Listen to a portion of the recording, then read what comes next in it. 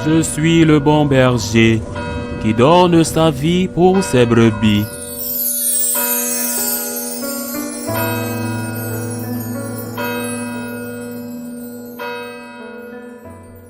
En ce temps-là, Jésus disait à ses disciples, « Ce que vous faites pour devenir des justes, évitez de l'accomplir devant les hommes pour vous faire remarquer. Sinon, il n'y a pas de récompense pour vous auprès de votre Père qui est aux cieux. Ainsi, quand tu fais l'aumône, ne fais pas sonner la trompette devant toi comme les hypocrites qui se donnent en spectacle dans les synagogues et dans les rues pour obtenir la gloire qui vient des hommes. Amen, je vous le déclare, ceux-là ont reçu leur récompense. Mais toi, quand tu fais l'aumône, que ta main gauche ignore ce que fait ta main droite, afin que ton aumône reste dans le secret. Ton Père qui voit dans le secret te le rendra. Et quand vous priez, ne soyez pas comme les hypocrites. Ils aiment à se tenir debout dans les synagogues et au carrefour pour bien se montrer aux hommes quand ils prient. Amen, je vous le déclare, ceux-là ont reçu leur récompense. Mais toi, quand tu pries, retire-toi dans ta pièce la plus retirée, ferme la porte et prie ton Père qui est présent dans le secret. Ton Père qui voit dans le secret te le rendra. Et quand vous jeûnez, ne prenez pas un air abattu comme les hypocrites.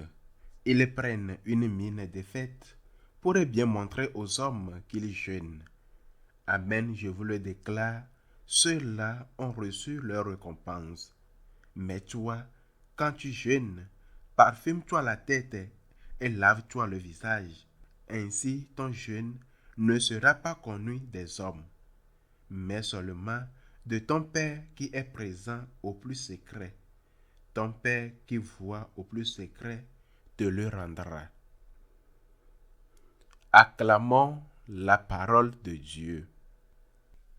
Ces paroles du Seigneur ont été prononcées à une époque et dans un contexte très différent des nôtres. À cette époque, prier était bien vu. C'était quelque chose que beaucoup de personnes admiraient. Cela attirait les éloges. Cela suscitait des applaudissements. Afficher sa foi, pratiquer publiquement le jeûne par exemple, était considéré positivement. Mais aujourd'hui, les choses ont changé. Aujourd'hui, prier est souvent mal vu. Faire pénitence, se montrer ouvertement catholique, n'est plus valorisé. Il faut donc aller au plus profond de la question, car c'est précisément là que se trouve l'essentiel. Et la question qu'il faut poser, quel est le fond de la question? Ne fais pas les choses pour être applaudi. Fais les choses par amour du Christ. C'est ce que nous devons chercher. C'est ce que nous devons faire. Et que faire? Que devons-nous faire? Nous ne devons pas chercher les applaudissements. Fais ce que le Christ te demande de faire. Fais ce que le Christ veut que tu fasses, même si cela te vaut des critiques. Dans le temps, lorsque l'on priait ou lorsque l'on jeûnait, on l'applaudissait. Aujourd'hui, si l'on découvre que tu pries ou que tu jeûnes, on te critique. À cette époque, pour éviter les applaudissements et ne pas agir dans le but de les recevoir, il fallait pratiquer ces œuvres discrètement. Mais aujourd'hui, il faut parfois les accomplir publiquement afin de rendre témoignage au Christ, en sachant que l'on fera des critiques. Car ce n'est précisément pas l'approbation que l'on va recevoir. Par exemple, lorsque je voyage en voiture, je suis généralement seul avec les autres religieux franciscains de Marie. Nous prions au début du trajet et si le voyage est un peu loin, nous récitons souvent le chapelet. Mais lorsque le voyage en avion, je fais toujours la même chose. Au moment du décollage et de l'atterrissage, je prie. Souvent, je sors même mon chapelet et je récite, je prie à la Vierge Marie.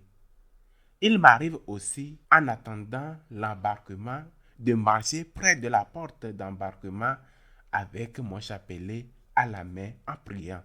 Mais pourquoi tout ça? Juste parce que cela ne me vaudra aucun applaudissement. Et je sais même que cela peut susciter des mépris. Mais je le fais pour témoigner qu'un prêtre prie le chapelet, est encouragé et encourager chacun à faire la même chose. Car nous devons témoigner que nous n'avons pas honte de notre foi, que nous croyons et que nous l'affirmons. J'aime beaucoup une coutume que je n'ai vue qu'aux États-Unis, même si elle existe sûrement ailleurs, et qui est très répandue chez eux. Les mercredis de cendre, des personnalités connues apparaissent avec une grande croix du cendre sur le front. Cherchent-elles les applaudissements comme les hypocrites dont parle l'Évangile? Non, c'est pas ça. Elles rendent témoignage. Elles savent que ce signe les identifie comme catholiques et que cela est mal vu par certains milieux progressistes, qu'il s'agisse du monde du spectacle à Hollywood ou du monde des affaires. Elles témoignent. Elles ne recherchent pas les applaudissements. Elles savent qu'elles peuvent s'exposer à la critique et elles le font malgré tout pour être témoins de leur foi catholique. Mais il existe un autre applaudissement, celui que nous nous adressons à nous-mêmes.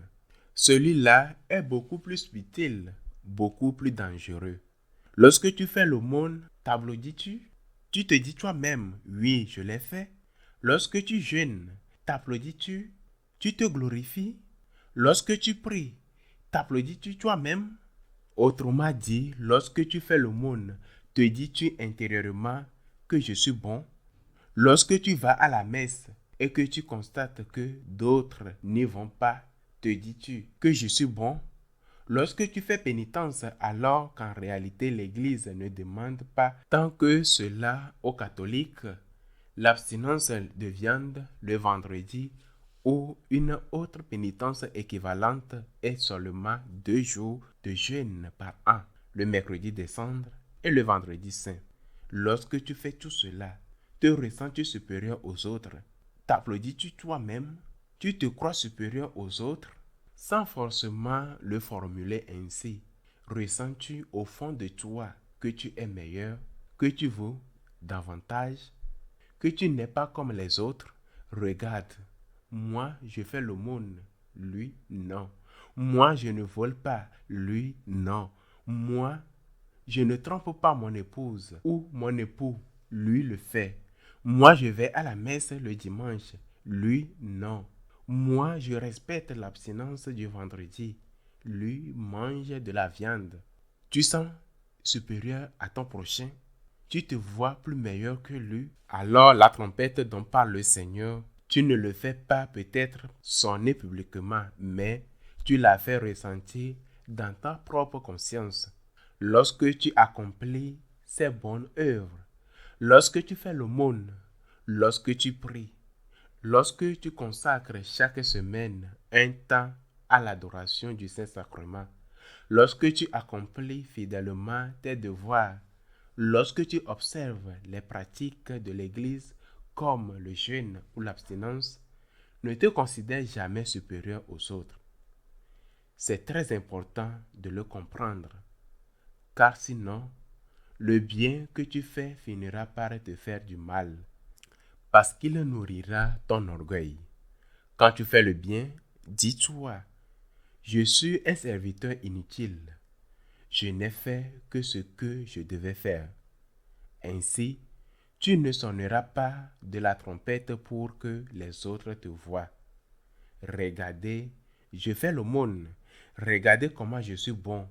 Je vais à la messe, contrairement à vous. Peut-être ne le dis-tu pas aux autres, mais attention à ne pas le dire en toi-même. Méfie-toi de l'orgueil. Il est très important. Il est très trompeur. Très trompeur et il sait bien se dissimuler derrière le bien. Lorsque tu fais le bien, répète-toi cette phrase. Je suis un serviteur inutile. Je n'ai fait que ce que je devrais faire. Dieu ne me doit rien, mais au contraire, c'est moi qui lui dois tout. Et ce que j'ai fait n'est rien, absolument rien, comparé à ce qu'il fait pour moi et tout ce que je lui dois. Qu'il soit ainsi.